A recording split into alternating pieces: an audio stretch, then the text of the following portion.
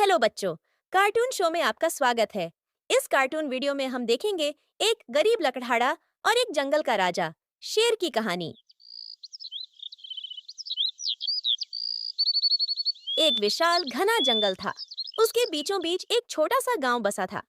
इसी गांव में रमेश नाम का एक ईमानदार और मेहनती लकड़हारा रहता था। रमेश का काम रोजाना सुबह जल्दी जंगल जाना, सूखी और गिरी हुई लकड़ियां काटना और उन्हें बाजार में बेचकर अपने परिवार का पेट पालना था।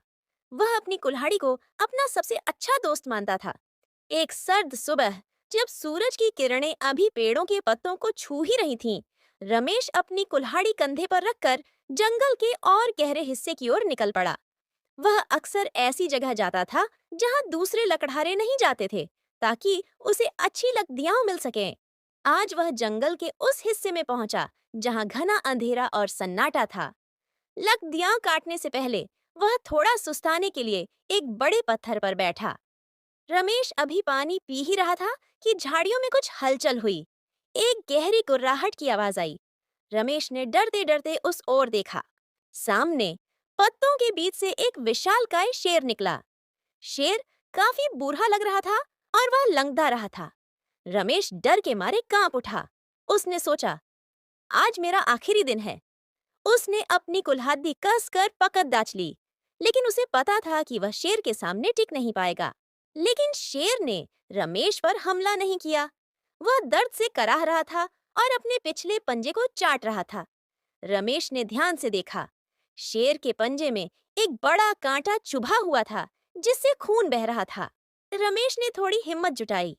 उसने धीरे से कुल्हाड़ी नीचे रखी और शांत आवाज में कहा, वनराज, क्या मैं आपकी मदद कर सकता हूँ? शेर ने गुर्राना बंद कर दिया और अपनी दर्द भरी आंखों से रमेश को देखा, मानो वह कह रहा हो कि हाँ।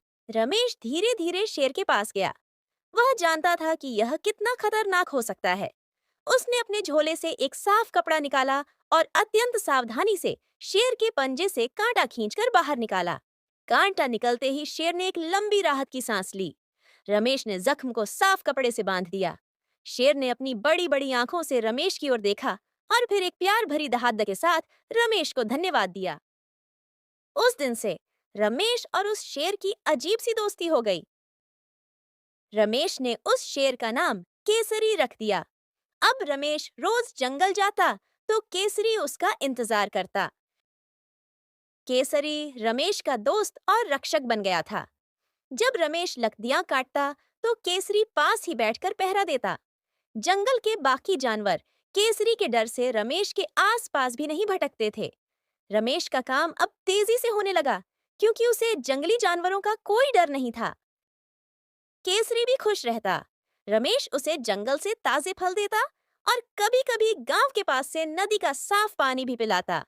वे दोनों अक्सर साथ बैठकर लंबी-लंबी बातें करते। रमेश बोलता और केसरी प्यार से गुर्राता। एक दिन रमेश लकड़ियों का गट्ठा बांध रहा था, तभी एक लालची गिद्ध ने दूर से रमेश की रोटी चुरा ली। रमेश उसे पकड़ने के लिए दौड़ा, लेकिन गिद्ध तेज था। केसरी ने यह देखा। एक ही छलांग में केसरी ने गिद्ध को पकड़ लिया। गिद्ध डर के मारे थर-थर कांपने लगा और रोटी वहीं छोड़कर भाग गया। केसरी ने रमेश को रोटी वापस दी। समय बीतता गया। एक बार जंगल में लकड़ी काटने पर पाबंदी लग गई, क्योंकि सरकार ने जंगल को बचाने का अभियान शुरू किया था। रमेश का काम रुक गया और उसके घर में गरीबी आ गई। रमेश कई दिनों तक केसरी से मिलने नहीं जा पाया। केसरी हर दिन उदास होकर उस रास्ते पर उसका इंतजार करता जहां रमेश आता था। कई दिनों बाद रमेश बहुत दुखी होकर जंगल में पहुंचा। केसरी उसे देखकर बहुत खुश हुआ, लेकिन उसने देखा कि रमेश की आंखों में उदासी है। रमेश ने केसरी को सारी बात बताई। केसरी, मेरा काम छिन गया है। मेरे पास खाने के लिए कुछ नहीं बचा है। केसरी ने थोड़ी देर सोचा। फिर वह धीरे धीरे उठकर जंगल के एक और हिस्से की ओर चलने लगा और रमेश को अपने पीछे आने का इशारा किया। रमेश हिचकिचाता हुआ उसके पीछे पीछे गया। केसरी रमेश को एक छिपी हुई गुफा के पास ले गया। गुफा के अंदर केसरी ने अपने मुंह से जमीन में एक जगह खोदी। वहां पुराने जमाने के कुछ सोने के सिक्के दबे हुए थे। शायद ये किसी पुराने राजा या व्यापारी के थे। केसरी ने वे सिक्के निकालकर रमेश के सामने रख दिए। रमेश चकित रह गया। उसने कहा, केसरी, मैं ये नहीं ले सकता, ये तुम्हारी दौलत है। केसरी ने अपने सिर से रमेश का हाथ छुआ, जैसे कह रहा हो, दोस्त की दौलत पर सिर्फ दोस्त का हक होता है। रमेश की आंखों में आंसू आ गए। उसने सिर्फ कुछ सिक्के लिए और बाकी सिक्के वहीं मिट्टी में दबा दिए। उसने केसरी से वादा किया कि वह इन पैसों का इस्तेमाल जरूरतमंदों की मदद के लिए करेगा। रमेश उन सिक्कों से शहर गया, एक छोटी सी दुकान खोली और मेहनत से काम किया। उसकी गरीबी दूर हो गई।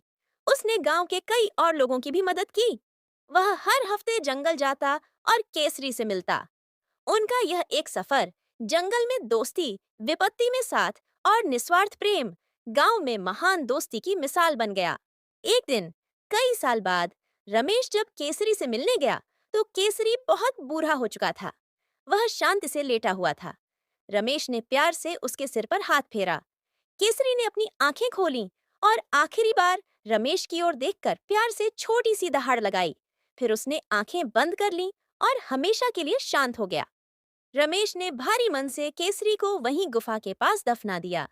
उसने केसरी की समाधि पर एक बड़ा पत्थर रखा, जिस पर लिखा था, यहाँ एक सच्चे दोस्त शेर केसरी का निवास है।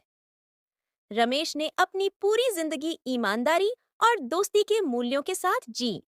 कहानी की सीख, सच्ची दोस्ती कभी भी जात पात या इंसान जानवर नहीं देखती। अगर हम दूसरों के प्रति दया और ईमानदारी रखते हैं, तो हमें जीवन में हमेशा सहयोग और प्यार मिलता है।